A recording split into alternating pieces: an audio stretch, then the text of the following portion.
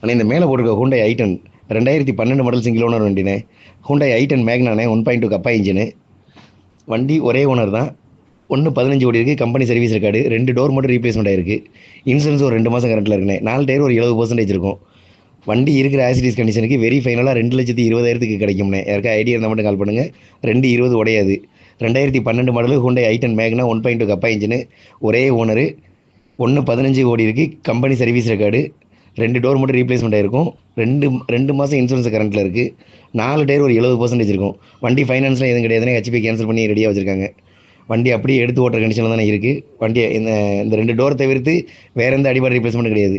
வண்டி இருக்கிற ஆசிடிஸ் கண்டிஷனுக்கு 220க்கு வெரி ஃபைனலாக கிடைக்கும். வண்டி சென்னையில் பார்க்கணும். யாருக்கா ஐடியா இருந்தால் மட்டும் கால் பண்ணுங்கள். 220 உடையாதுண்ணே.